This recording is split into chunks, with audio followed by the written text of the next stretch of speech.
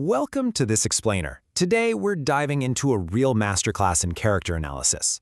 We are going to unpack one of mythology's most complex, compelling, and honestly, heavily debated figures. I'm talking about Karna from the ancient Indian epic, the Mahabharata.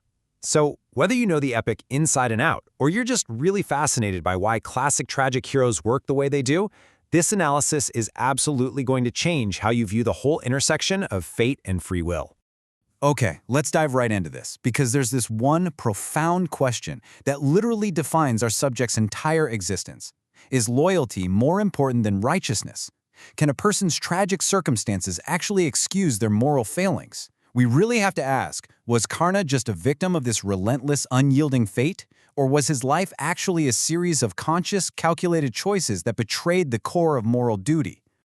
Here's our roadmap for today's explainer. First, the enigma of Karna. Then, the burden of identity. Third, loyalty versus universal dharma. Fourth, complicity in unrighteous acts. And finally, we'll look at the final tragic choice. All right, let's kick things off with Section 1, the enigma of Karna. You see, Karna lives in this massive, eternal gray area of human morality. On one hand, he's revered as Danveer, this ultimate, incredibly generous giver who would literally never refuse a request.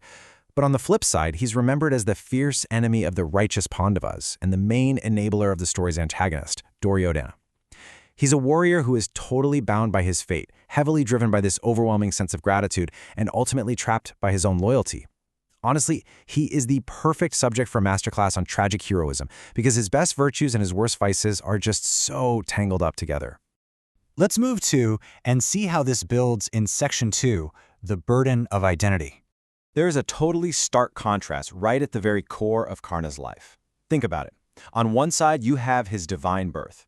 He's the biological son of the sun god Surya and Queen Kunti. By birthright, he is a royal kshatriya, a warrior prince. But then look at his lived reality. He's abandoned as an infant, adopted by a charioteer couple, and society violently labels him a Sutta, or lower caste. He is permanently marginalized and completely locked out of the royal spaces he biologically belongs to. Being shoved aside by high society like that completely shaped his intense, burning need for validation.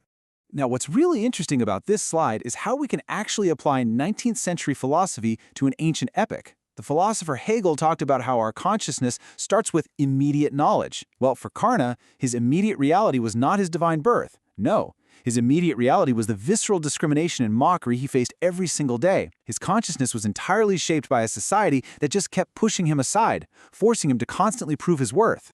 And that ties perfectly into Hegel's master-slave dialectic. It's a concept that says our sense of self is hugely dependent on getting recognition from society. Just think about Karna's agonizing quest to be seen. It all peaks at Draupadi's Slayonvara, which was this huge royal matchmaking ceremony. Despite his unbelievable skill, he's publicly humiliated and barred from competing simply because people think he's low-born. That brutal lack of recognition completely fractures him. It makes him absolutely desperate for anyone who will just acknowledge his true worth as a warrior. But this struggle isn't just ancient history.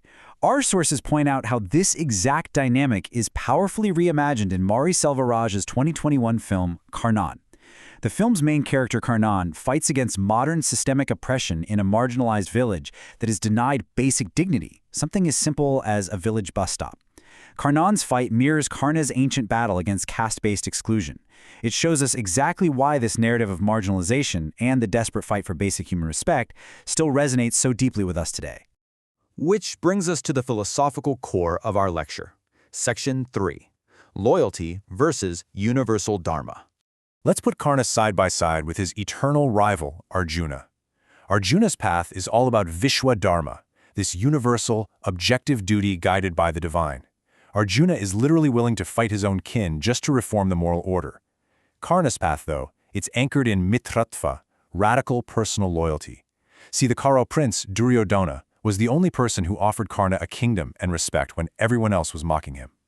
Because of that one act, Karna's entire ethical compass became totally anchored in gratitude and personal debt to Duryodhana.